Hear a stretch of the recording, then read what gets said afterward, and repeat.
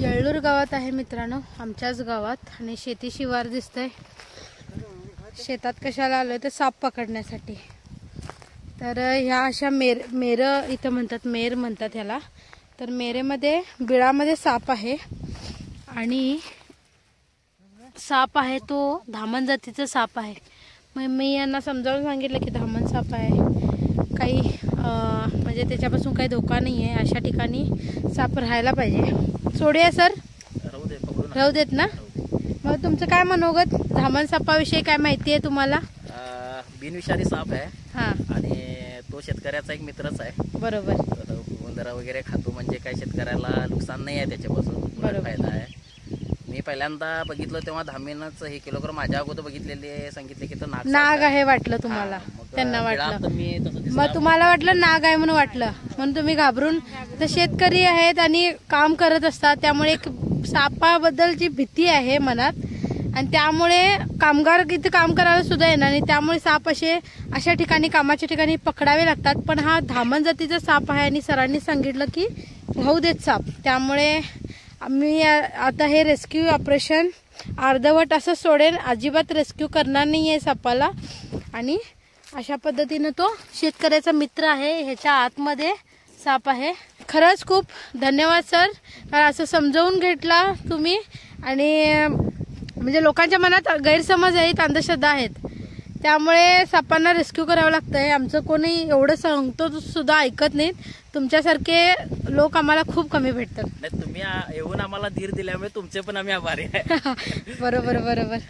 ठीक आहे, धन्यवाद. हा एक युनिक व्हिडिओ वाटेल सर्वांना, आणि अवेअरनेस महत्त्वाचा आहे सापांबद्दल. अशा ठिकाणी बिनविषारी साप राहिले तर विषारी सापांची संख्या कमी होईल. कमी होईल म्हणजे येणार नाही ते साप, कारण इथली जे उंदीर आहेत, घुशी आहेत, आता इथं बिळं वगैरे काढतात, शेत पिकाचं नुकसान होतंय. त्यामुळे धामण हा सर्वात जास्त उंदीर खाणारा साप आहे. त्यामुळे त्यांना जर उंदरं इथली कव्हर केली तर विषारी साप येणार नाही. त्यामुळे हा साप इथं राहू देऊया. ठीक आहे, धन्यवाद सर.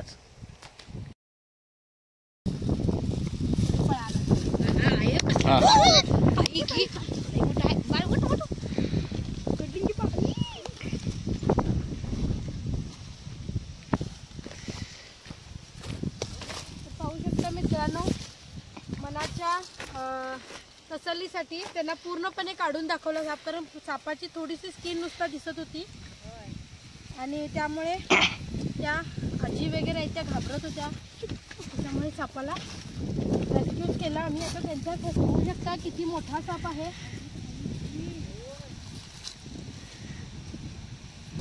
अशा पद्धतीनं पायाला वगैरे पकडतोय, जिथे त्याला ग्रीप मिळते तिथे तो पकडणार.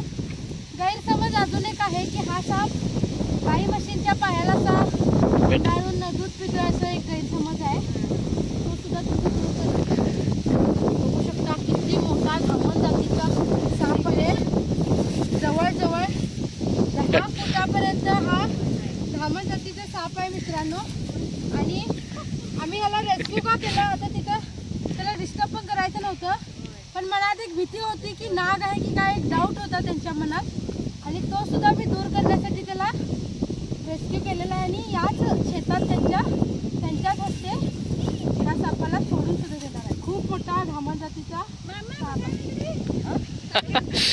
खूप मोठा साप आहे, सर्वात जास्त उंदीर खाणारा साप, आणि वर्षाला 300 पर्यंत उंदरं खातोय हा साप.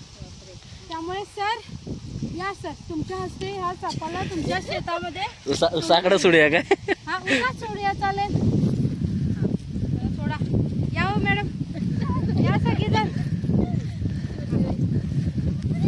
इकडे या बाळा, इकडे इकडे. नाही नाही, इथे या, समोर धरून बघा, तुम्ही या होते.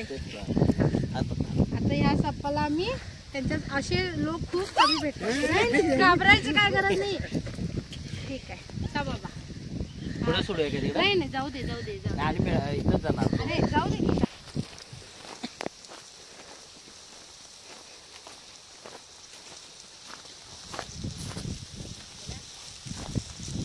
सुंदर पद्धतीनं तो शेतामध्ये गेलेला आहे.